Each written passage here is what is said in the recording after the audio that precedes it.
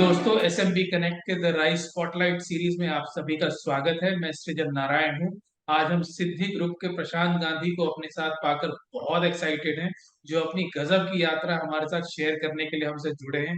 उनकी शुरुआत terrestrial TV antenna manufacturer के रूप में महज 25,000 रुपए से हुई थी।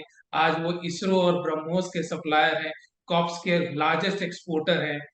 नमस्कार प्रशांत गांधी जी। सबसे पहले हम आपसे जानना नमस्कार चाहेंगे कि आपकी शुरुआत कैसी हुई, शुरुआत के सफर के बारे में बताइए।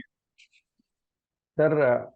हम लोग जब इंजीनियरिंग में पढ़ाई करते थे तब मेरे पार्टनर भगवत पटेल जी और मैं दोनों एक ही क्लास में पढ़ाई करते थे और 5 साल एक ही रूम में भी हॉस्टल में रहे थे। तब सोचा था कि कुछ अपना करेंगे। तो पढ़ाई करने के बाद करीब 4 साल के बाद भगवत जी की हिम्मत से हम लोग ने ये बिजनेस शुरू किया, जिसमें पर्पस बहुत क्लियर था कि जो भी कुछ बनाएंगे वो हमारे इलाके के लिए, एटलीस्ट गुजरात स्टेट तक हम लोग थोड़ा देख रहे थे कि वो यूनिक होना चाहिए।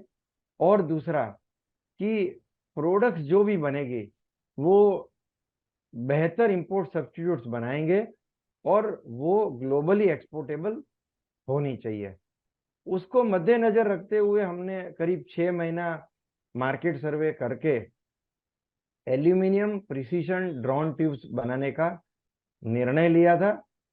एल्यूमिनियम मेटल सिलेक्ट करने का मकसद यही था कि अ, वो 100% रिसाइक्लेबल मेटल है और उसका यूजेज जो है वो आने वाले दिनों में बहुत बढ़ने की हम संभावना देख रहे थे। साथ साथ में हमने हमारी कोर स्ट्रेंथ जो थी मैकेनिकल इंजीनियरिंग, और हमने जो वर्क एक्सपीरियंस लिया था उसके हिसाब से cold drawing as a process हमने सिलेक्ट करी थी। तो सर, ये बताइए कि ये तो आप बता रहे हैं कि आप सभी चीजों को छोड़कर एल्युमिनियम ड्रॉन ट्यूब्स के इंडस्ट्री को चुना। अब ये बताइए कि जब आपने पहला प्लांट लगाया था वो कैसे हुआ, और उसके बाद फिर आपका एक्सपेंशन किस तरीके से हुआ, इसके बारे में थोड़ा बताइए। सर, जब हमने प्लांट लगाना था तो यहाँ गवर्नमेंट ऑफ गुजरात की कुछ पॉलिसीज बहुत कंड्यूसिव थी और हमारे पास जो इक्विटी थी वो मुश्किल से दोनों की मिलके 10,000 थी, to be very frank. But हमने जो शुरू के टाइम में जब प्रोजेक्ट कंसीव किया उस टाइम पे हमने और एक प्रोडक्ट डेवलप करी थी, जो बुक स्टैंड जिसको कहते हैं। मतलब नॉर्मली पुराने टाइम में जो हमारे शास्त्र का पठन किया जाता था उसमें चौपड़ी को ऐसे पढ़ते थे, हमने इंजीनियरिंग लगा के उसको ऐसा कर दिया, एक फर्क कर दिया।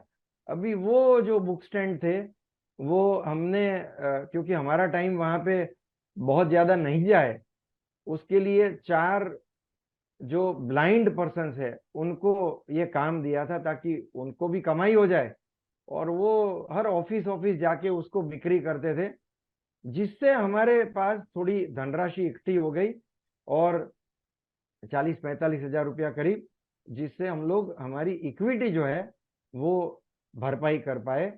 और उस टाइम पे क्या था, एक तो डेट इक्विटी रेशियो गवर्नमेंट की पॉलिसी के मुताबिक 3:1 था, और 1 वाले में भी जो बैकवर्ड एरिया में हम लोग गए थे वहां पे जो सब्सिडी थी 20%, it was considered part of the equity.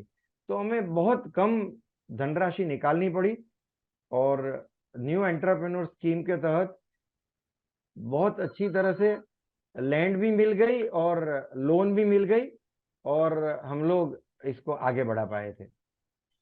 तो सर, ये जो मैन्युफैक्चरिंग यूनिट आपने लगाई, ये किस साल की बात है, और कैसे लगाई आप लोगों ने? ये हम लोग ने 1987 में लैंड एक्वायर करी थी और 6 महीने के बाद, मतलब फरवरी 1988 में हमारा यूनिट चालू हुआ था। और उस टाइम पे बाय गॉड्स ग्रेस, क्योंकि हम लोग मार्केट सर्वे काफी अच्छा किया था। तो 3 ही महीने में हम लोग 24 घंटे पे आ गए थे। और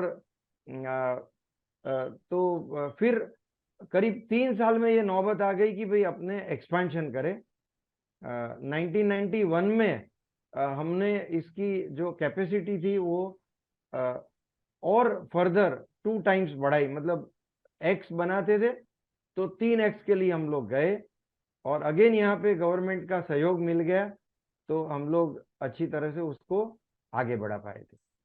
तो ये तो सर शुरुआत की बात है। अब ये बताइए कि वहां से चलते चलते आपको इसरो का पहला कॉन्ट्रैक्ट कैसे मिला? या एक्चुअली हम लोग जो भी काम करते थे उसमें हम लोग चैलेंजेस नंबर वन लेनी पड़ती थी, क्योंकि अ, हम जो मटेरियल बनाते थे ज्यादातर वो जर्मनी, जापान या साउथ कोरिया। तो ऐसा ही हुआ 2003 में कि अ, अ, विक्रम साराभाई स्पेस सेंटर के कुछ साइंटिस्ट ने हमें अप्रोच किया। हिंदाल्को के जो उस टाइम के प्रेसिडेंट थे AK अग्रवाला जी, उनके रेफरेंस से कि भाई हमें कुछ चीजें इंडिया में ही बनाने पड़े, ऐसा नौबत आ गई थी। एंड वो लोग सप्लायर ढूंढ रहे थे। तो हमें भी उन्होंने फोन किया, तो हमने बोला आ जाओ, हमें पता नहीं है क्या करना है, बट साथ में मिलके काम करेंगे। और हुआ भी यही कि वो आए। उनका मकसद ये क्लियर था कि भाई हमारी प्रेजेंस में ही मटेरियल बनना चाहिए, और हमारे लोगों की मेहनत से करीब 1 वीक 10 दिन में हम लोग उनको जो भी चाहिए था वो बना पाए। वो भी बहुत खुश थे कि इतना ढूंढने के बाद यहाँ पे तो जैसे अच्छी तरह से ये बन गया।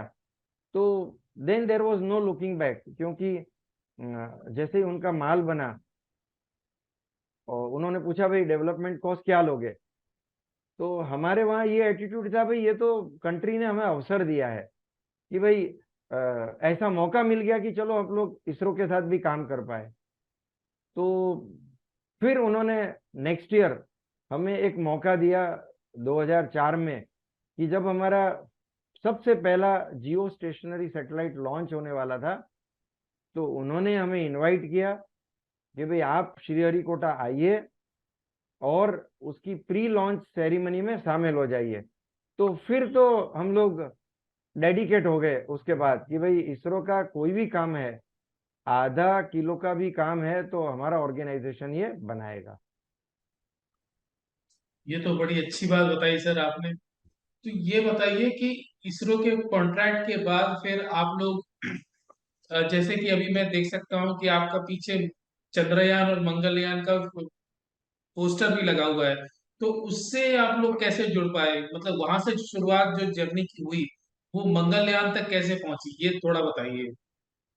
उसमें 2003 से जैसे हमने त्रिवेंद्रम में जो विक्रम साराभाई स्पेस सेंटर से काम शुरू किया, वो पूरे ट्यूब हमारे जो हम बनाते थे वो रॉकेट रिलेटेड ट्यूब्स थे। 2006 में यहाँ अहमदाबाद में जो स्पेस एप्लीकेशन सेंटर है, इसरो का जो संस्थान है, जहाँ पे ज्यादातर सैटेलाइट का पेलोड का काम होता है, तो उन्होंने फिर अप्रोच किया। उनको पता लगा कि भाई यहाँ पे ही सप्लायर है जो त्रिवेंद्रम तक पूरा सामान दे रहा है। तो जर्नी ऐसे स्टार्ट हुई कि उन्होंने वेवगाइड ट्यूब जो होती है, जो सैटेलाइट के अंदर जाती है, उसके लिए 1 किलोग्राम का ऑर्डर दिया। और जब हमने उसके सैंपल दिए तो उनके जो ग्रुप डायरेक्टर यहाँ पे हमारे रिलेटेड काम के थे, वो विजिट पे आए। उन्होंने देखा कि ये तो वाकई में अहमदाबाद से इतने नजदीक ही ये मटेरियल बन रहा है। और इन्होंने चैलेंजेस भी ली है कि जो भी मटेरियल पहले आगे इंपोर्ट किया जाता था, वो जो थिकनेस में आता था उससे आधी थिकनेस में ये लोग ने मेटल बदल के ब्रास कॉपर की वजह एल्यूमिनियम में ये मटेरियल बना लिया है। तो अभी ये मौका आ गया था कि इसरो को काफी वेट रिडक्शन मिल रहा था सेटेलाइट में जो पेलोड है वहां पे। एंड उससे हमारे जो भी सेटेलाइट मिशंस है उसकी कॉस्ट बहुत कम हो जाती थी, उसमें काफी फायदा हो रहा था। तो फिर उन्होंने हमें एक आदेश दिया कि भाई हमारे 11-12 साइज है, आप पूरे के पूरे डेवलप कर लो यहाँ पे। और इंसिडेंटली वो हो भी गए। तो आज ऐसा है कि हम लोग टोटल 12 साइज के वेवगाइड ट्यूब्स जो है वो स्पेस एप्लीकेशन सेंटर को रेगुलर बेस पे हर मिशन जिसमें उनकी वेवगाइड जाती है उसके लिए हम लोग सप्लाई कर रहे हैं। सर ये तो वेवगाइड ट्यूब्स की बात हुई। जो सबसे बड़ा चैलेंज जो हम लोग देख पढ़ा आपके बारे में वो था 205 फीट का ट्यूब बनाना। वो आप लोगों ने मैन्युफैक्चरिंग चैलेंज कैसे उठाया और किस तरीके से उसको अंजाम दिया? सर वो भी एक बढ़िया एपिसोड है। मतलब वो था त्रिवेंद्रम का काम था। उनको सैटेलाइट का जो रॉकेट जब सैटेलाइट को लेके उठता है तब जो वाइब्रेशन होता है उसको सिमुलेट करके वाइब्रेशन यहाँ पे नापने की व्यवस्था खड़ी करनी थी, which was one of the major projects. तो उसके लिए उनको एक रेक्टेंगुलर ट्यूब चाहिए थी जो विदाउट एनी जॉइंट 205 मीटर लंबी जो चाहिए। और मेरी फैक्ट्री में मशीन जो था, जो इंडिया का लॉन्गेस्ट था, वो 75 फीट का था। अभी यहाँ पे इनको 205 फीट चाहिए। तो आ, हम लोग ने शुरू में तो मना कर दिया, नो डाउट टेंडर तो हमें अवॉइड कर दिया गया था उनके द्वारा। बट फिर उनके काफी सीनियर ऑफिसर जो है वो हमारे वहाँ रेगुलरली हर तीसरे संडे आते रहे, हमें जस्ट मोटिवेट करते रहे कि भाई अपने को कुछ करना है। बट उसमें फिर हमारे जो प्लांट हेड है वो मिस्टर मुकुंद जी को एक बार आइडिया आ गया कि भाई सर एक मंजूरी दे दो, एक 10-15 हजार खर्च होगा, बट हमारी फैक्ट्री को एक्सटेंड करके हम सामने वाली फैक्ट्री की प्रेमाइसिस में ले जाएंगे और वहां पे चीजें खड़ी करके हमारे यही मशीन पे इसको प्रोसेस करेंगे। तो फाइनली वो बन भी गया। करीब 50 आदमी उस ट्यूब को हैंडल करते थे और फिर नौबत आई इसको कॉइल करके देना था। तो उसका भी हमने एक स्पेशल मशीन क्रिएट करवाया और करके इसको दिया। बट आनंद की बात यह थी कि हमारे फैक्ट्री का एक एक आदमी जो था वो बहुत एक्साइटेड था कि हमारा सामान जो है बारी बारी जो है वो इसरो के एक या दूसरे संस्थान में जा रहा है। क्योंकि उनके घर पे भी लोग खुश होते थे कि आप जो काम कर रहे हो वो जो एक अच्छा कर्म कर रहे हो। और इससे फायदा ये भी हुआ कि हमारे जो आदमी है वो हमारे ऑर्गेनाइजेशन से इतने ज्यादा जुड़ गए कि भाई यहाँ जो है वो हमें जिससे बहुत संतोष मिले उस तरह का कार्य आता है। सर ये तो आपके मैन्युफैक्चरिंग चैलेंजेस की बात हुई। अब आप बताइए कि इसरो के अलावा आप बीएआरसी, डीआरडीओ और ब्रह्मोस जैसे क्रिटिकल इक्विपमेंट पे भी आप लोगों का सप्लाई है, तो ये सब चीजों के बारे में थोड़ा हमें बताइए। हाँ सर, इनके जो भी कार्य है, वेदर वो अ, भाभा एटॉमिक रिसर्च सेंटर है, ब्रह्मोस एरोस्पेस प्राइवेट लिमिटेड है, या तो भारत इलेक्ट्रॉनिक्स लिमिटेड है हमारा, जो एक नवरत्न संस्थान है इंडिया का, इनके जो जो चैलेंजेस हमें मिले बाद में, उसमें हर चीज में कुछ नया ही था। क्योंकि इंडिया में ये चीजें पहले एक भी बार बनी नहीं थी। तो कोई में एलॉय नहीं थी, कोई में साइजेस बहुत चैलेंजेस वाली थी। ब्रह्मोस अगर देखे तो उन्होंने जब काम दिया हमें, उसके बाद पहली ट्यूब बनते बनते हमें 2 साल लग गए।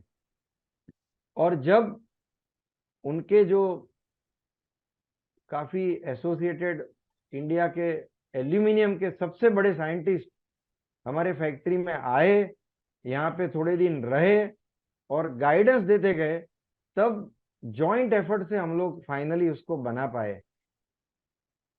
अभी उसी तरह भाभा एटॉमिक में भी वही था कि उनका जो मटेरियल था वो एलॉय यहाँ पे कभी बनी नहीं थी। तो हमारे रॉ मटेरियल बनाने वाले भी बहुत कोऑपरेटिव निकले, और भाभा एटॉमिक के जो साइंटिस्ट है वो भी यहाँ बारी बारी आए, हमें मोटिवेट करते रहे। बट फायदा ये मिला कि जो material Bhabha atomic research centre अपने आप अपनी फैक्ट्री में बनाता था, वो मटेरियल हम लोग काफी इफिशिएंट हद तक हमारे वहां बना पाए, जिससे उन्होंने काम अपने वहां करना करीब करीब बंद कर दिया एक्सेप्ट फॉर इमरजेंसी, और ये काम यहाँ पे शिफ्ट हो गया। भारत इलेक्ट्रॉनिक्स में भी ऐसी ही स्टोरी थी कि हमने 2008 में इनिशियल ट्यूब्स उनके डेवलप किए, 2014 में हमें उसका अप्रूवल मिला, क्योंकि पूरा सामान इंपोर्ट होता था। अभी उसके सामने उससे कुछ अच्छा फंक्शनली बेहतर बनाना, ये चीजों में हमें रियल में टाइम लगा। बट फाइनली जब बन गया तो हमने उस सामान की पेटेंट भी ली है, और आज हर साल करीब करीब हमें उनका काम मिलता रहा है। सर ये तो आप पेटेंट की जो बात कर रहे थे, तो ये पता चला था कि आपके पेटेंट इजराइल में भी है। इन सब के बारे में बताइए कि आप लोगों ने कितने पेटेंट हासिल किए और कब कब हासिल किए। या सॉरी। अभी तक हमने 9 पेटेंट अप्लाई किए हैं, उसमें से हमें 4 पेटेंट मिल चुके हैं, और उसमें से एक पेटेंट जो हमें है वो इजराइल में मिला है। अभी ये पेटेंट वाली बात में ऐसा है कि मेरे पार्टनर भगवत पटेल जी ने एक्चुअली जो रिसर्च होती है और इनोवेशन, क्योंकि हम लोग इसको जो भी रिसर्च करते हैं उसको कॉमर्शियलाइज करते हैं, उसके लिए उन्होंने एक व्यवस्था आज से 17-18 साल पहले क्रिएट करी है, जिसमें उन्होंने फैक्ट्री में full time innovation team create करी है। मतलब जो मेंटेनेंस के लोग थे उसको अपग्रेड करके उसको ऐसी एक टीम बनाई है जिसका काम है प्रोसेस, प्रोडक्ट और इक्विपमेंट, ये तीनों को सुधार करते रहना।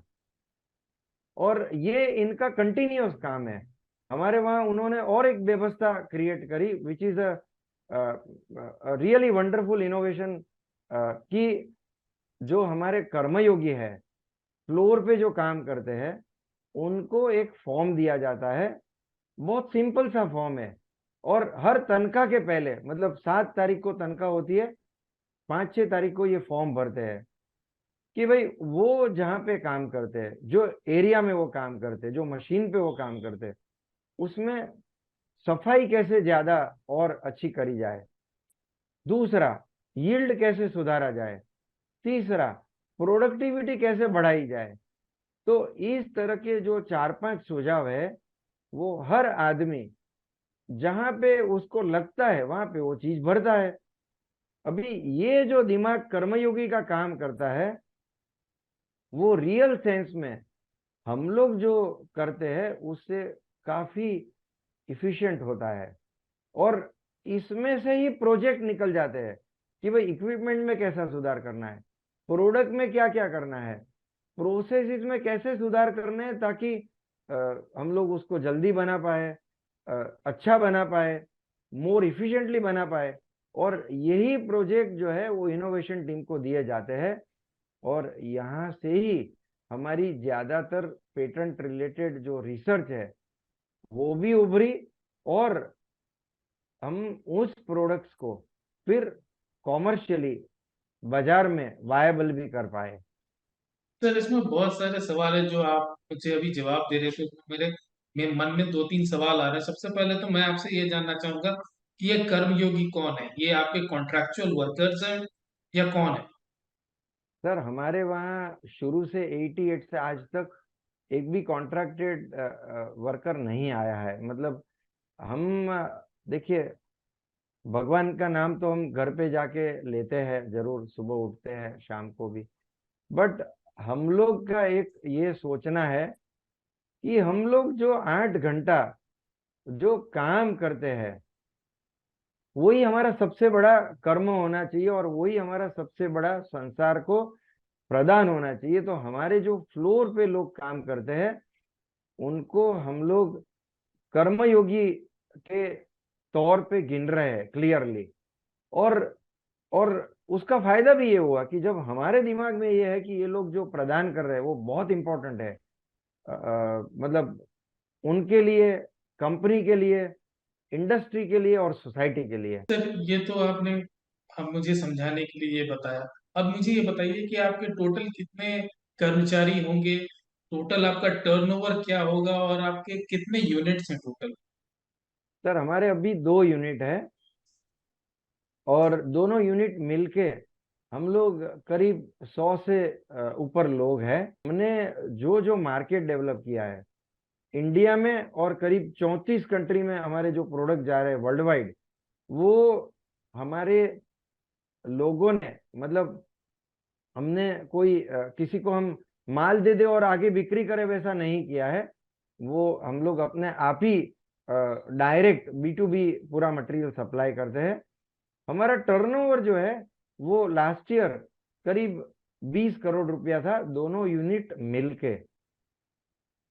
ओके सर, थैंक यू ये बताने के लिए। और ये बताइए सर कि जो वर्कर्स हैं, चूंकि आप बोल रहे हैं कि इतने क्रिटिकल कंपनीज के साथ आप लोग काम कर रहे हैं, तो क्या आपके वर्कर्स को आप लोग ट्रेनिंग देते हैं या उनकी मैन्युफैक्चरिंग टेक्नोलॉजी जो है आपकी, उसको कुशल बनाने के लिए आप लोग क्या क्या करते हैं, उस पे क्या पहल रहती है आप लोगों की।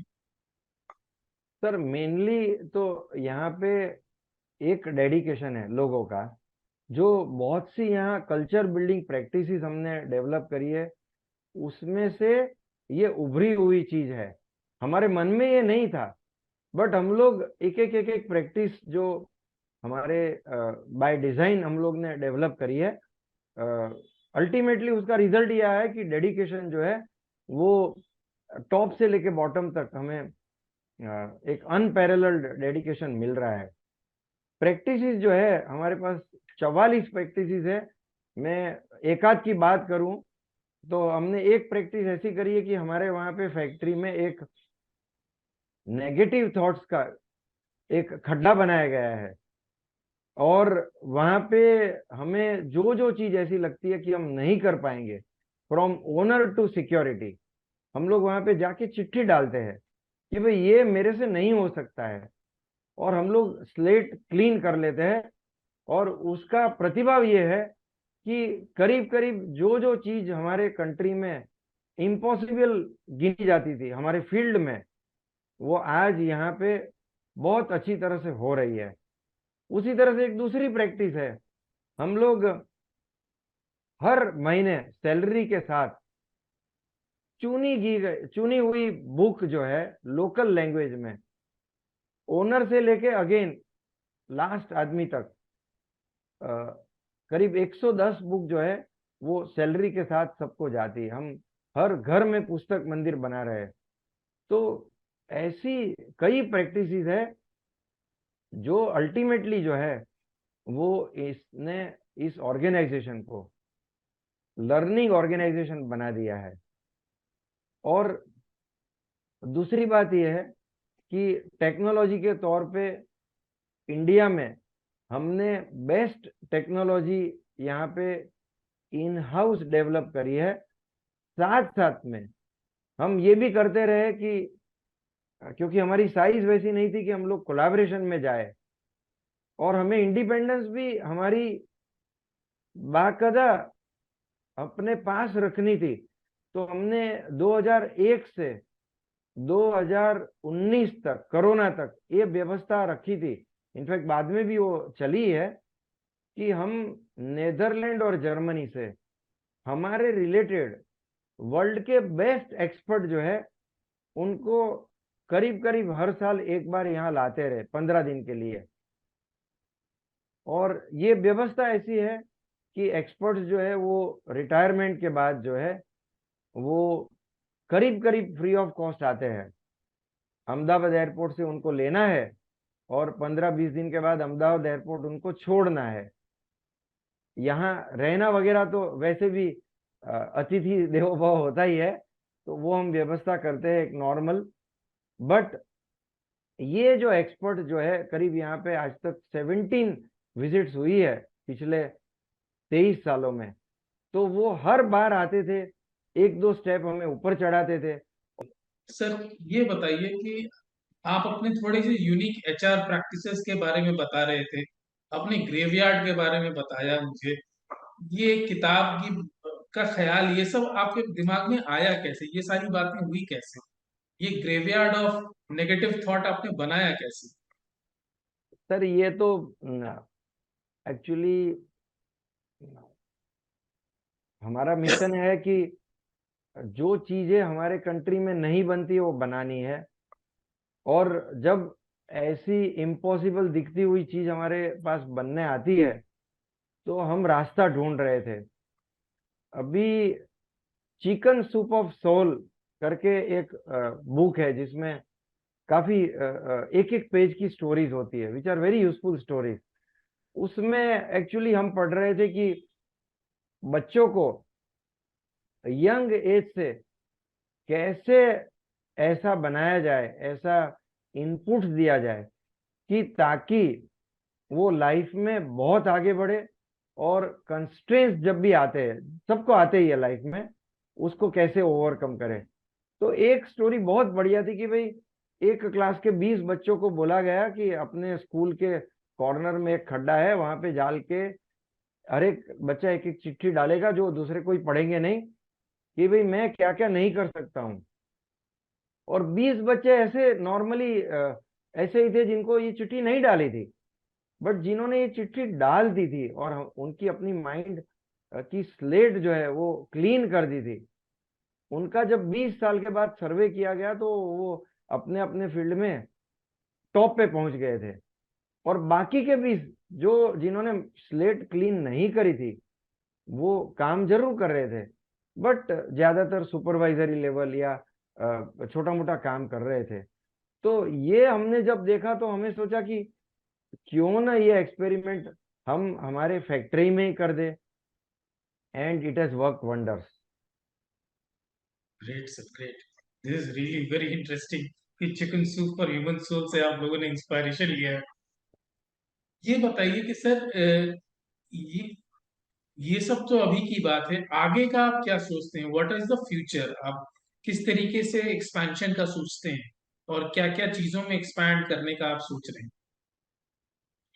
सर हमारे जो धीरे धीरे करके जो प्रोडक्ट्स डेवलप हुए हैं, उसमें एरोस्पेस, मतलब स्पेस, डिफेंस एंड एविएशन, ये तीन एरोस्पेस के जो भाग है, उसके बहुत से प्रोडक्ट्स अभी डेवलप हो चुके हैं।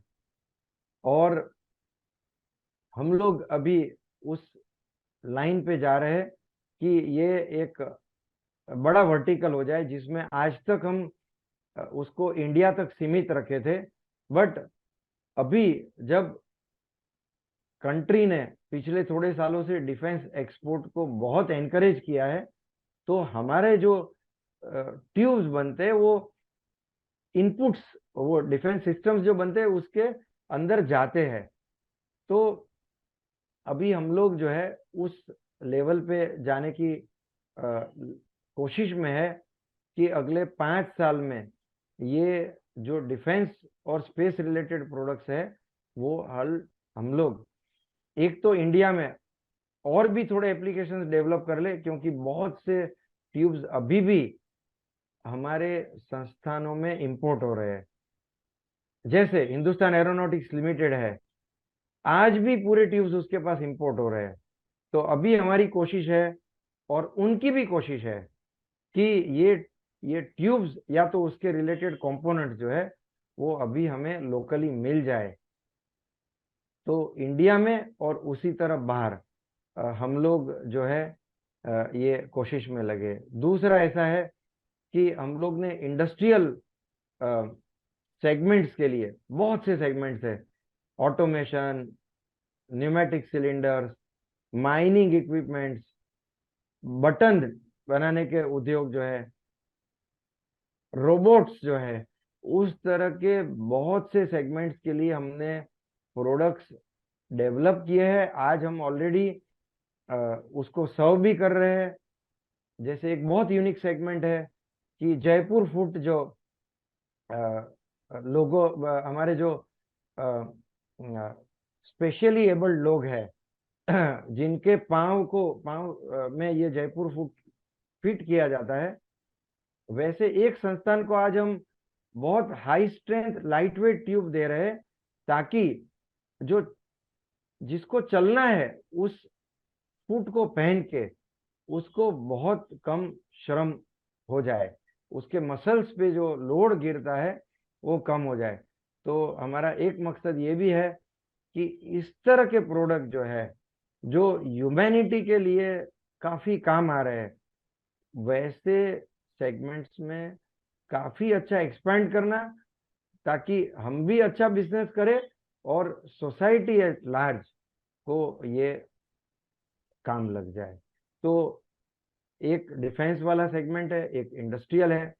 उसी तरह हम लोग जो वेवगाइड के ट्यूब्स बनाते हैं, वो वेवगाइड को फैब्रिकेट करने की technology space application centre ISRO ने हमें दी है, और वो पहली बार हमारे वहाँ उसका कार्य शुरू हुआ है। तो वो जो है अकेला स्पेस के लिए नहीं काम लगने वाली है। बहुत से ऐसे सेगमेंट है माइक्रोवेव और रेडियो फ्रिक्वेंसी रिलेटेड फील्ड में, जहां पे अगले 5 सालों में हमारी कोशिश यही होगी, जरूरत पड़े तो हम किसी पार्टनर्स को भी साथ में लाएंगे, ताकि इंडिया में ये जो सेक्टर है वो पहली बार यहाँ पे 100-200 लोगों को इस सेक्टर में जो इंपोर्ट करना पड़ रहा है आज, वो यहाँ से मटेरियल मिल जाए। एंड लेटर ऑन जहाँ पे जिन कंट्री में उसकी अपॉर्चुनिटीज होगी, वहाँ पे हम लोग टेक्नोलॉजी के पैरामीटर्स को ध्यान में रखते हुए जो चीज एक्सपोर्टेबल होगी उसको एक्सपोर्ट भी करेंगे। सर ये तो फ्यूचर की बात हुई और ये सारी बातें हुई। सर ये मुझे समझाइए, थोड़ा सा अपने बारे में बताइए कि आप लोगों को जब इसरो फ्रेंच गायाना ले गया था हाईएस्ट पेलोड सैटेलाइट के साथ, उन सब एक्सपीरियंसेस के बारे में थोड़ा बताइए। सर फ्रेंच गयाना नहीं, हम लोग श्री हरिकोटा गए थे सर। अच्छा अच्छा, श्री श्री तो हरिकोटा गए थे। फ्रेंच गयाना तो एक्चुअली क्या था कि अ, हमारे एक सबसे बड़ा सैटेलाइट इसरो ने जो स्पेस में भेजा था लास्ट ईयर, 5,400 किलोग्राम करीब का, उसमें हमारे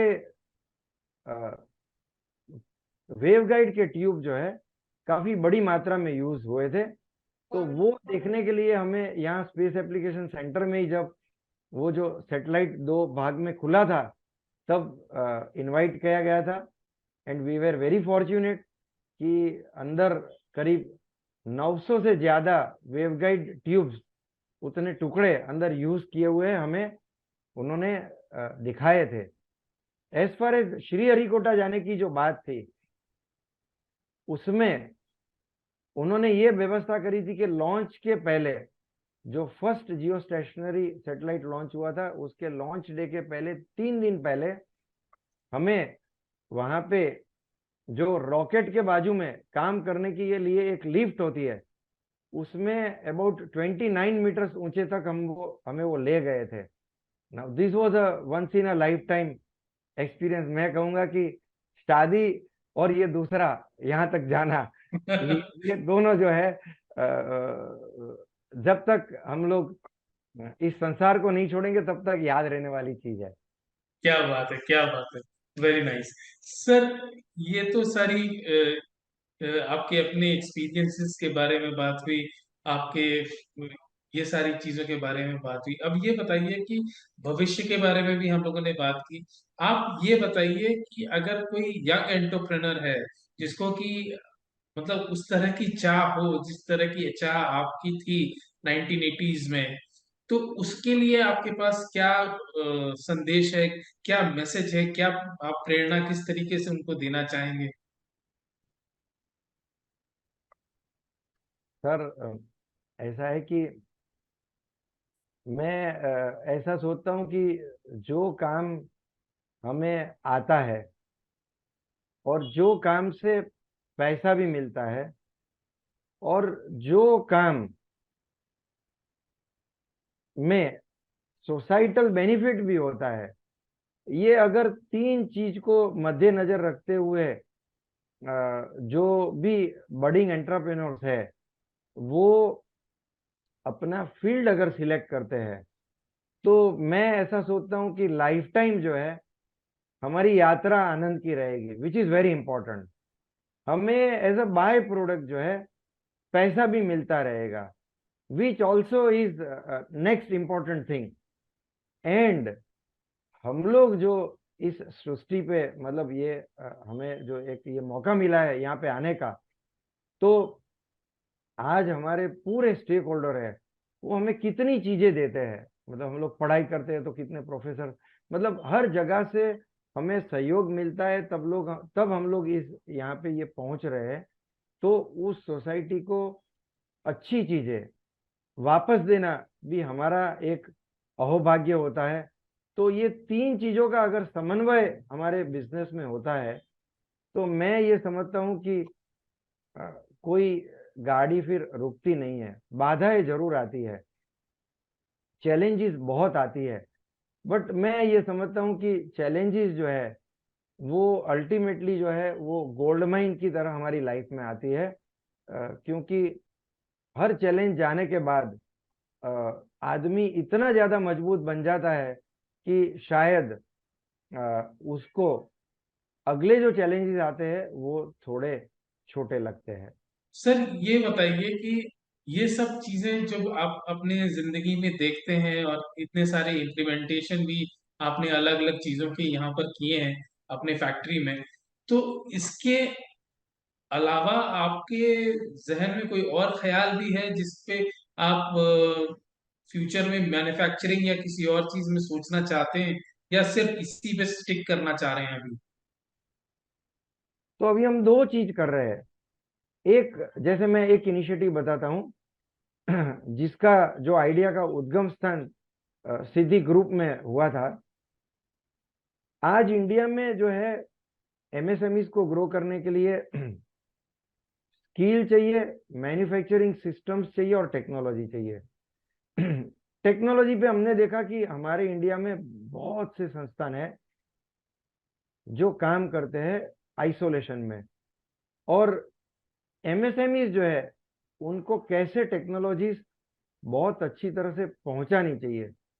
अच्छा, गवर्नमेंट ने भी बहुत जबरदस्त काम किया है। नॉर्मली आप कैपिटल इक्विपमेंट लेते हो तो 10 से 25% सब्सिडी होती है, बट एग्जाम्पल के तौर पे गुजरात गवर्नमेंट ने टेक्नोलॉजी एक्विजिशन पे 65% सब्सिडी लगा अभी दे रहे हैं। बट अगर आप रिकॉर्ड देखने जाओ तो मुश्किल से एक साल में दो पांच लोग टेक्नोलॉजी का ये सब्सिडी लेते थे। तो हमने being part of Gujarat chamber of commerce and industry, 2022 5 मई को हमारी टॉप लीडरशिप ने एक्सेप्ट किया और एक technology transfer and experts platform launch किया, जिसके तहत आज बहुत काम हो रहा है। और उसमें हमारे जो इंडिया के संस्थान है जैसे डीआरडीओ है, एनआरडीसी है, डिपार्टमेंट ऑफ एटॉमिक एनर्जी है, उस तरह से बहुत से संस्थान ऑलरेडी यहाँ पे आके प्रोग्राम्स करके गए। और जो उत्सुक लोग हैं वो टेक्नोलॉजी उनके पास से एक्वायर करना शुरू कर दिया है। स्पेस एप्लीकेशन सेंटर में भी हम लोग 20 लोगों को ले गए थे, क्योंकि आज उनके पास 86 टेक्नोलॉजीज है जो पब्लिक डोमेन में, मतलब ड्यूअल यूज के लिए सोसाइटी को भी काम लगे, और अगर वो टेक्नोलॉजी एब्सॉर्ब करते हैं तो इसरो को भी वो सप्लायर हो सकते हैं। तो उस तरह से ये एक प्लेटफॉर्म बना है जिसमें एक टेक्नोलॉजी की बात हुई, दूसरी एक्सपर्ट्स की। एक्सपर्ट जो है, जैसे हमारे संस्थान ने आज तक 17 विजिट्स हुई है एक्सपर्ट की, उस तरह से हम सब लोग को अवगत करा रहे कि भाई वर्ल्ड वाइड ये एक्सपर्ट्स है, आप उसका उपयोग करें। और अपने, और एक्सपर्ट जो है वो इंडिविजुअल यूनिट के लिए आते हैं, वो 15 दिन से 6 महीने तक यहाँ आ सकते हैं। और उसी तरह से मैं एक संस्थान में काम करता हूँ जहाँ पे मुझे उसका ऑल इंडिया लीडरशिप का लेवल का चांस मिला था, इटम्मा करके, Indian textile accessory machinery manufacturers association. वहां पे अभी तक ऑलरेडी 35 नेदरलैंड के और जर्मन एक्सपर्ट्स इंडिविजुअल यूनिट्स के लिए आ चुके हैं। हमारे जो 400 450 मेंबर है उसमें से 8% मेंबर्स ने ये एडवांटेज ले लिया है। तो हमने ये जो टेक्नोलॉजी प्लेटफॉर्म गुजरात में क्रिएट किया है उसका प्रपोजल सेंट्रल गवर्नमेंट को हमारी चेंबर ने दिया है कि sir why don't you create such platforms through out India, क्योंकि आज एनआरडीसी के पास 2000 यूजफुल टेक्नोलॉजीज है, 6000 में से 2000 ऐसी है जो आज लोग लेके उस पर बहुत काम कर सकते हैं। उसी तरह बहुत से अलग अलग संस्थान है, भाभा एटॉमिक रिसर्च सेंटर, सितंबर 30 तक तो उन्होंने जो 8 वर्टिकल में टेक्नोलॉजी क्रिएट करी है उसमें उन्होंने अपने आप 75% डिस्काउंट डिक्लेयर किया था। और बहुत से लोग उनका प्रेजेंटेशन होने के बाद वो टेक्नोलॉजीज लेने गए हैं, ले आए भी होंगे। और उसी तरह हमने हमारे कंपनी में एक इनिशिएटिव लिया है कि सस्टेनेबिलिटी के लिए जितने यान कैरियर के पेपर ट्यूब्स यूज हो रहे हैं, जो करोर्स में यूज हो रहे हैं, और वो पेपर ट्यूब जो है वो एज अ यान कैरियर 2 3 4 बार यूज होने के बाद अगेन स्क्रैप हो जाते हैं। तो ये इसकी जगह पे हमने अभी एक अभियान छेड़ा है, एक के बाद एक प्रोडक्ट हम लॉन्च कर रहे हैं और काफी कॉमर्शियलाइज होने लगे हैं वो, कि जहां पे ऐसे प्रोडक्ट बनाए मेटल के जो रिसाइकलेबल हो और जिसकी लाइफ बहुत लंबी हो। तो पर केजी ऑफ यान प्रोडक्शन जो है वो पैसा बहुत कम हो जाए। तो हमारे जो ग्राहक वर्ग है उसको अभी जो प्रोडक्शन की कॉस्ट है यान कैरियर रिलेटेड वो करीब करीब 20% हो जाए, वन। और दूसरा, पेपर ट्यूब जो है या तो जो सस्टेनेबिलिटी में बाधा हो रही है उसमें हम लोग एक अच्छा प्रदान कर पाए, ऐसे सॉरी प्रोडक्ट सॉरी। का हमने लाइन लगाया है जो एक के बाद एक हम लोग हमारे ग्रुप से लॉन्च करते जाएंगे। सर ये टेक्सटाइल के बारे में आप इतना बता रहे तो क्या आपका टेक्सटाइल इंडस्ट्री में भी सप्लाई है क्या? सर हमारा जो एक फैक्ट्री में aluminium tubes, precision drawn tubes बनता है, सॉरी। दूसरी वाली में जो है हम लोग मेटल बॉबिन्स बनाते हैं, मेनली फॉर सिंथेटिक यान, चाहे वो पोलिएस्टर हो, नायलॉन हो, पॉलीप्रोपेलिन हो, या एचडीपी हाई डेंसिटी पॉलीइथिलीन हो। और इनके हमने बहुत से अलग अलग मॉडल्स डेवलप किए हैं, वर्जन्स डेवलप किए हैं। और उस यूनिट में हम लोग करीब 34 कंट्रीज में ये प्रोडक्ट्स जो है एक्सपोर्ट करते हैं, mainly Europe, USA, Latin America और एशियन टाइगर्स जो है हमारे, इन कंट्रीज में ये प्रोडक्ट जो है वो हम लोग एक्सपोर्ट कर रहे हैं। ये भी मैं जानता हूँ कि आप एसएमबी कनेक्ट के अहमदाबाद के प्रोग्राम में भी आए थे। सर उसका आपका क्या फीडबैक है, आप क्या कहना चाहेंगे हमें उस प्रोग्राम के तहत?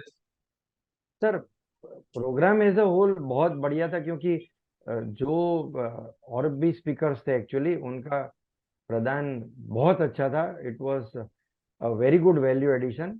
मैं यहाँ पे इतना कहना चाहता हूँ कि एसएमबी कनेक्ट जो है जब पूरे इंडिया वाइड ऐसे प्रोग्राम्स करता है तो कंट्री में जो सोसाइटल बेनिफिट के लिए, जैसे मैंने एक आपको इनिशिएटिव की बात अभी करी थी कि ये technology transfer and exports platform, तो SMB connect can contribute to this very well. Thank you sir, we will definitely take your considerations. दोस्तों, हमारे साथ प्रशांत गांधी थे, जो अपनी शुरुआत की बात हमें बता रहे थे, अपनी जिंदगी के अलग अलग सफर की कड़ियों के बारे में बता रहे थे। उनसे हमें उनकी बारे में उनसे इंस्पायर होने में हमें बड़ा मजा आया, उनकी सारी चीजें सुनने में हमें बड़ा अच्छा लगा। अ, हम ये चाहते हैं कि एसएमबी कनेक्ट के स्पॉटलाइट सीरीज को आप हमेशा हमारे साथ देखते रहें। आप सभी का धन्यवाद जो हम हमारे साथ अभी जुड़े हैं। हमारे साथ बिजनेस लीडर्स को आपके पास हमेशा लाते रहेंगे, उनसे रूबरू होते रहेंगे। उनके लिए अगर आपके पास कोई सवाल है जो आप चाहते हैं कि आप अपने बिजनेस लीडर से हमसे पूछें, तो हमें info@smbconnect.in पर ईमेल करें। हम अपने एक्सपर्ट से उनका उत्तर जरूर दिलवाएंगे। हमारे YouTube चैनल पर हमारे वीडियो को सब्सक्राइब करें। एसएमई इकोसिस्टम पर अपडेट रहने के लिए हमारे फेसबुक, लिंक्डइन, ट्विटर और इंस्टाग्राम पर हमें फॉलो करें। आज हमारे साथ जुड़ने के लिए आप सभी का बहुत बहुत धन्यवाद। हमारे स्पॉटलाइट के अगले सीरीज में हम आपके साथ अपने एक नए उद्योग जगत के एक और दिग्गज को लेकर आएंगे। हमें आशा है सर कि आपको हमारे साथ बात करके अच्छा लगा होगा। बहुत आनंद आया। मैं इतना ही कहना चाहूँगा कि अगर मैंने जो भी कुछ एक्सप्रेस किया है उसमें कोई भी किसी को भी कुछ हर्ट हुआ है तो मैं माफ़ी चाहता हूँ। नहीं नहीं, ऐसी कोई और बात नमस्कार, थैंक यू नहीं। Very much. Thank you so much.